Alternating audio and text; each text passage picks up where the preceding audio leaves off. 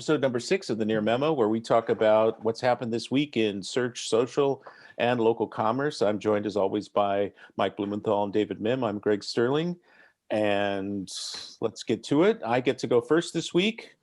How are you guys, by the way? We're good, and we should note it's by popular acclaim. It's not a dictatorial decision to go first. So okay, all right. Anyway, so there were a couple of things this week that I thought were pretty interesting that kind of combine into one larger theme for me.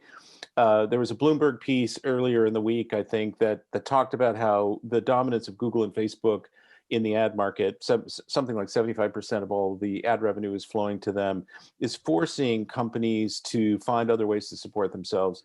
You know, paywalls, paid content. That ads are not a viable source of support. And you think about the news industry. News publishers is one, but there's paid newsletters, and there's fan-supported sites, and Twitter with its paid tweets, and we're seeing all these subscription or paid content models start to show up. Also, one thought I had was that privacy is playing in this as well. So the disappearance of cookies for retargeting purposes, behavioral targeting, and then on the other side, Apple's impending IDFA sort of deprecation move, making it much more challenging to monetize the web, from an ad standpoint. So I think there's a number of things going on. But the thing that really struck me that was interesting was TripAdvisor announcing, and I'm now forgetting what they're calling it, a new loyalty program that costs $100 a year. It's basically Amazon Prime for travel. And you pay $99 as a consumer, and you get access to special perks from these hotels, the participating hotels. And you also get higher, better visibility on the TripAdvisor site. So there's a marketing dimension to it. And then they also get to waive the commission that they would otherwise pay, which is up to 30% of the booking fee. So it's a pretty good deal for the hotel and the consumer who's already used to paying. It's a pretty this is for frequent leisure travelers or business travelers, and so $100 a year is not a big deal. It'll help them with loyalty. It's kind of also a response, I think, to Google Travel in a certain way. Building direct relationships with customers who are going to go there and not go to Google and search for hotels in Miami or whatever. So you anticipate their income model is going to switch from commission-based to subscription-based? I don't know. I didn't talk to them. So I didn't talk to them, and I don't know exactly what their anticipated revenues are. I'm sure they've whiteboarded the whole thing out. They have some spreadsheet somewhere. But I assume they have several hundred spreadsheets. Yes. Yes. It was just a kind of seat of the pants decision. No, they tested it, they said, in December, and they wouldn't have decided to roll it out nationally if it wasn't successful in that early test. So, I think they're gonna take whatever revenue they were getting from bookings, and that'll be substituted by the consumer loyalty fees, right? And they must have done a calculation to say that that's a good deal and anticipated how many were going to participate. They must have modeled it out. But Amazon, arguably the most successful loyalty program ever is Amazon Prime. I mean, maybe some of the airlines, although that's a different conversation because you're captive to the airlines, and other people are trying to emulate that. And some retailers are now sort of playing with the idea of a paid loyalty program where you get access to benefits and it kind of locks you in. And as we've seen from Amazon Prime data, those people spend more money on Amazon, almost 2x, I think, what the ordinary Amazon shopper, and more frequency. And so it really works. So it's an interesting choice. Yeah, I'm surprised it's only 2x, I think, in my case. Might be more. Yeah. Commodity items that I normally would have gone to our version of Kroger, which is Fred Meyer. For me, it's always Amazon Prime for toilet paper and, exactly. Peanut butter and that kind of thing. So, no, I think it strikes me as a very, your observation about, trying to move the party from Google Travel, Google Hotels over to TripAdvisor, I think is a very astute observation. Frankly, for leisure travel, I'm almost exclusively Airbnb these days. But for business travel, when I was going back and forth to Denver for Thrive 5, it was, Google Hotels was kind of my starting point. And I can definitely see something like this, particularly if my finance department is paying for a business subscription, really changing my behavior quite a bit. So I think it's a really smart move on TripAdvisor's part. They certainly have a track record of being, far more favorable to hotels when it comes to things like review solicitation and that sort of thing than many of their other competitors. So it'll probably be 6 months before we see any significant travel, and then it'll be another 6 months before we know how this impacts their P&L, I guess. But it's an interesting situation, because it's a decision, I think, that benefits both the consumer, provided that the perks are good enough, and the hotels. And there's not a lot of those examples online, these days. right. Yeah. So, all right, well, that's actually a good segue into my topic. That was my idea. Good setup. Good setup. This is why we pay you the big bucks. Yeah. to moderate these things. Oh, that was a white supremacy symbol. Sorry, I meant to say zero. Oh, whatever. Oh man. Go ahead. Oh, okay. Can't do okay anymore. All right. No. So my story, the story that caught my eye this week, was one of the more inspiring sort of executive puff pieces that I've seen in a while. It was a story on Fast Company, on the CEO and co-founder of Tock, T-O-C-K, who is a restaurateur himself. He's a co-owner of a couple of very well-regarded Chicago restaurants. And he started Tock, which is essentially a DoorDash. They're certainly a DoorDash competitor. I wouldn't exactly call them a clone, but it's very similar from a consumer standpoint. And the story was just about how well they've done during the pandemic. And I had actually never even heard of them until a couple months ago. We were gifted a Tock gift card for my wife's birthday.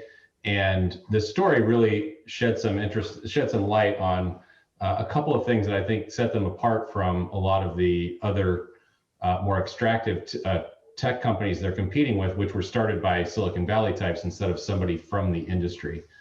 So their pricing model is quite different. They take essentially a pass-through on any transaction charges of like 3% for any orders, and then it's a flat $200 a month subscription, which is very different than the per order percentage that all of their delivery competitors, or many of their delivery competitors are extracting, which I think is, sort of like the TripAdvisor example. I think that's why it was a good segue, is that, they're doing well by their customers. And I think the fact that they were started by a guy from the industry probably gives them considerably more customer empathy, and thus, I think really good product insights into what's going to work and what's going to sell in this industry than similar products built by Silicon Valley types. So that was a really interesting story, which we did link to in the it did make the cut in one of our newsletters this week, in some of the smaller single line links at the bottom. How are they handling employees / contractors? And so I don't know the answer to that actually, Mike, but I do know that another thing that benefits the restaurant as opposed to them, the restaurant essentially owns all of their customers. They're not this sort of middleman the way DoorDash and Grubhub are, where you don't always get access to the customers. I don't know the answer on the Uber Prop 19 or whatever the California bill was. I don't know how they're handling that. So I guess we're up to me. So the article that I found most intriguing, I sort of feel like a Kremlinologist reading Google's PR and local these days, but was there 3 new ways anyone can update Google Maps? And did we have more discussion about yours, David? I'm sorry, I didn't mean to. We're already no. There's of course more discussion always, but we're into your item. So let's go. Alrighty. So Google threw a bunch of stuff into this sort of stew press release, and you have to sort of spend some time factoring it and extracting it to find the interesting tidbits in there. But one, they mentioned that there were 200 entities in their local database that included not just businesses, which is probably 125 million, but also parks and other things. Right, 200 million places in their database, which I thought was interesting. They also, though, noted that they had reached a new milestone with their local guides of 150 million. First time they published that number in over a year. I think last time they published it was 90 million. So that's a pretty significant size of active users. These are the people. They noted that since the inception of the program, 70% of reviews, photos, and other user-generated content came from this group of people. So these are the most active on Google, and that they've added 8 million places to their database, and made more than 17 million, updates, whatever. So a lot. And this, if you do the math and you assume, like with most platforms, Google has said that they have 1 billion users on Maps, which makes the platform one of the largest. But if you extrapolate this 150 million, assume it's 10% of the user base, they're probably 1.5 billion users at this point, which again, they haven't released that information recently. But it also, by marshaling this massive force, these incredibly active users who care about reviews, photos, local content, open hours, etc. One, they have the ability to keep their map data updated, more current than anybody else. And two, they have the most entity-based user-generated content of anybody. So it's a huge competitive advantage. To leverage this, they created this local love challenge, right? They're further gamifying what's already gamified with local guides. And the game is stacked, in favor of the house. I mean, Google gets a lot of work out of people and very little reward. They basically give away existing promos to the New York Times. Get 30 days free, the New York Times as a local guide. It's like, I don't have to search very hard. I haven't seen them run this playbook before, Mike. It's shocking. That's one of the ways they're supporting journalism. Yeah, there you go. So is this local love challenge where their stated goal is to get 100,000, updating 100,000 businesses, certainly in the spirit of support of our world in this time of crisis. But, everything Google does, they're always thinking about both the accuracy for the searcher as well as the quality of the data set. And, I don't want to be cynical, but this is a good way for them to capture what is obviously rapidly changing data as the economy recovers and we move to opening, which stores are still open, which ones have updated hours, which one's closed. This is a great way to sort of put a stake in the ground on that and get current information in a context in which this local data is just changing very, very quickly. So I would.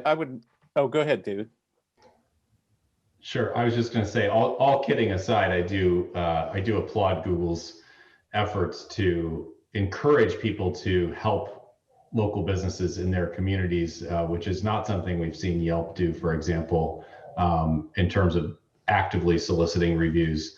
And I think that Yelp would of course come back and say, oh, well, this is more proof that our reviews are better because they're less biased.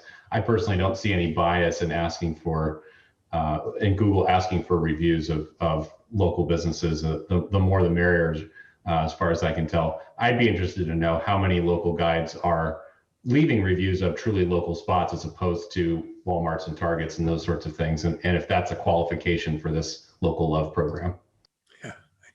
I don't think there's any qualifications to participate, just as a side note. But so I would make a couple of points. I mean, I think the whole local guides program has been astonishingly successful for Google. I mean, it's got to be one of the most successful community programs by any company. I mean, it's just unbelievably successful. Essentially a ripoff of the Yelp Elite Squad on a global scale, but they have just managed to engage so many people who are pretty genuinely enthusiastic. I mean, they really feel a sense, most of them or many of them feel a sense of kind of ownership and responsibility and commitment to the platform, which is an amazing thing that they've been able to do. The 200 million business number or entities number that you referenced, Mike. Yes. So I hadn't seen that. I hadn't focused on that in the post. But what's interesting to me about that is if that's a global number, how does that compare to the total universe of local businesses out there, right? I mean, they've, if they're 30 million or some number approaching that in the US.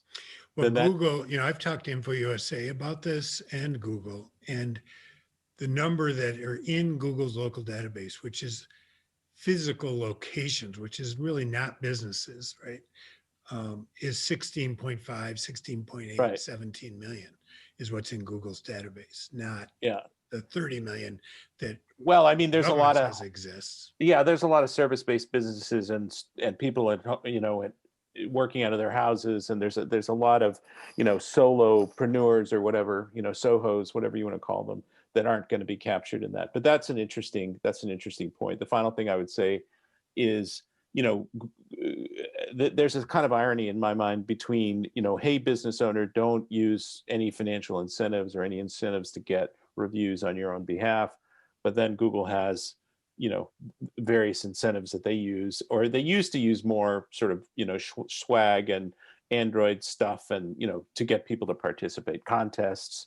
So they were fully incentivizing people with different perks in order to get them to leave reviews. Yeah, their argument is that it's not a conflict of interest for them to incentivize any review about any business, where it is a conflict of interest for the business to incentivize the reviews about their business.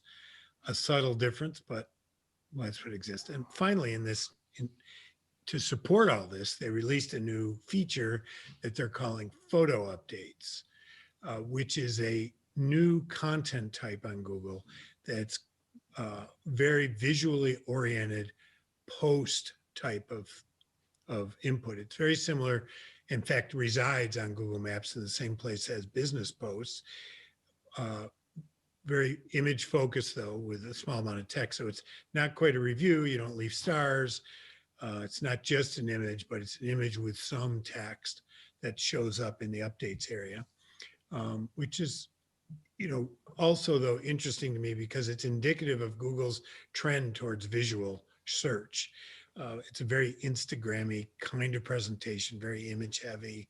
And mobile friendly, which is where most of the traffic is. And mobile friendly. It's also, as David pointed out to me offline, it's a reminder, should be a reminder to every business in the world that you don't own this space, you barely rent it.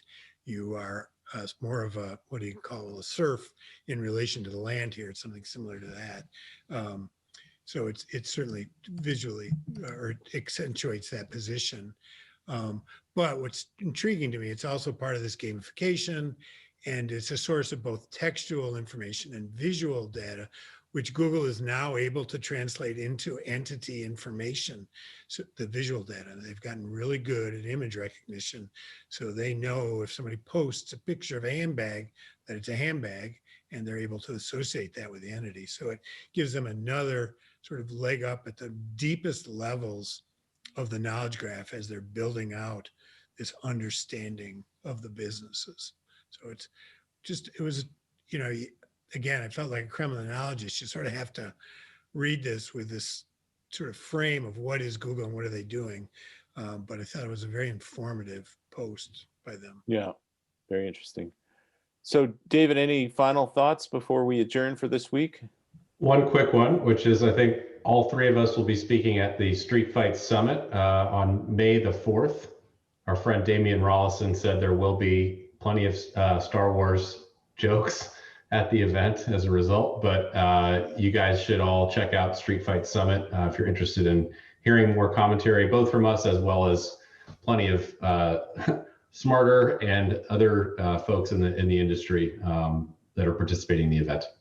And as long as we're highlighting events, if you're looking for a very tactically focused local event, Local U is doing an online event April 9th, which they're giving away a number of scholarships for. So if you're in a situation where you're not able to pay the relatively low entrance fee, there are scholarships available as well. So that's localu.org. You can sign up for that. All right. On that note, thanks again and have a good weekend, everybody. We'll talk to you next week. You too. Thanks, Greg. Bye.